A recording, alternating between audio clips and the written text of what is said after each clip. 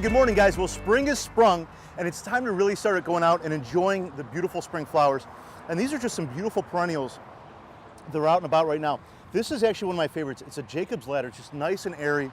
It blooms in the spring, but it's got beautiful variegated foliage afterwards. And then these are two wonderful ones. So this is Salvia, it's Russian sage, and then this is Yarrow. They both bloom pretty much from spring all the way through summer. And they're both very deer resistant. So you really can't go wrong with either one of them, and they're both low maintenance. When they come out of bloom, just go ahead, give them a little trim, and then feed them, and you'll be in great shape.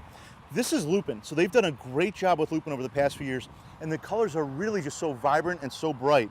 And then once they're done blooming, you'll have beautiful foliage within your garden, but they won't rebloom, unfortunately, but they're outstanding plants.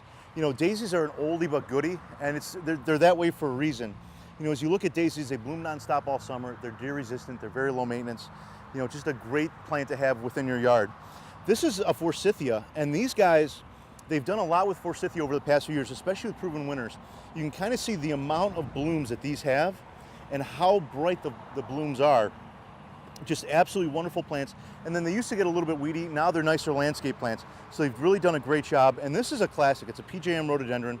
Beautiful lavender flowers. It blooms in the spring, but just a great sign of spring and a great landscape plant. So when you go to plant, you want to dig your hole really about twice the size, 1.5, 2 times the size of the pot, and then about 3/4 as deep. You don't want to go too deep.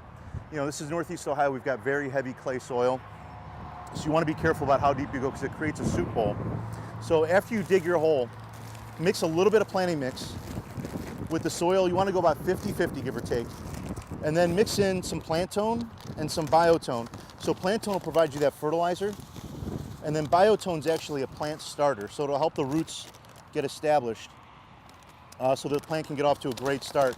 And mix that within your soil. And then pretty much just take, I'm gonna do Jacob's ladder this morning, one of my favorites. And so just take it out of the pot very carefully, and then put it inside the hole, and then pretty much mix up your earth out of the soil, the plant tone, the biotone, and the planting mix. Mix that up really well, and then just really backfill that in. And then make sure that you just water it in really well after you're done planting. And then another thing that you really want to make sure of is keep the soil away from the base of the plant. You want to make sure that you're not mounting that up to help with the airflow and with the water intake. But there you go. Happy spring, guys.